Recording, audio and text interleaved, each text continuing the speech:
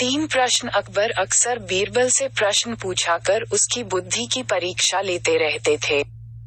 एक दिन उन्होंने 3 प्रश्न बीरबल के समक्ष रखे। वे प्रश्न थे: ईश्वर कहाँ रहता है? ईश्वर कैसे मिलता है? ईश्वर क्या करता है? प्रश्न सुनकर बीरबल ने कहा, जहांपनाह, मैं इस प्रश्न पर उत्तर सोच विचार कर कल दूंगा। अकबर ने बीरबल को दूसरे दिन तक का समय दे दिया। घर जाकर बीरबल इस प्रश्न पर सोच विचार करने लगा। पिता को विचारमग्न देख बीरबल के पुत्र से रहा न गया और वह पूछ बैठा, पिताजी, क्या बात है? आपने जब से घर में प्रवेश किया है, तब से सोच में डूबे हुए हैं।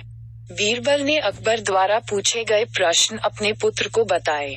प्रश्न सुनकर वह बोला, पिताजी, इस प्रश्नों का उत्तर बादशाह सलामत को मैं दूंगा। आप कल मुझे अपने साथ दरबार ले चलिएगा।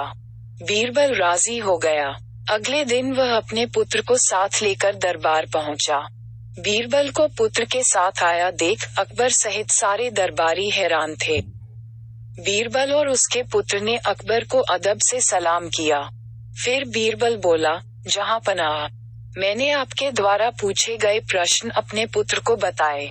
वह उन प्रश्नों के उत्तर देना चाहता है, इसलिए मैं उसे अपने साथ दरबार ले आया। इतना कहने के बाद बीरबल ने अपने पुत्र को अकबर के सामने कर दिया। बीरबल के पुत्र ने अकबर से कहा, जहांपनाह, आपके पहले प्रश्न का उत्तर देने के पूर्व मैं चाहता हूँ कि आप सेवक से कहकर शक्कर घुला हुआ दूध मंगवाएं।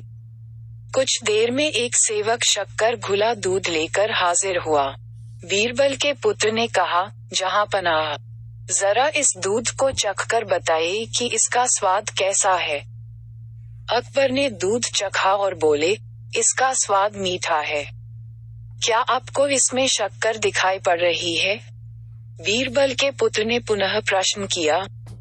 नहीं तो वह कैसे दिखाई पड़ेगी, वह तो पूरी तरह से दूध में घुल चुकी है। अकबर बोले, जी हुजूर, ठीक इसी तरह ईश्वर भी संसार की हर वस्तुओं में रचा बसा हुआ है। यदि उनकी खोज करें तो वह हर वस्तुओं में मिलेगा।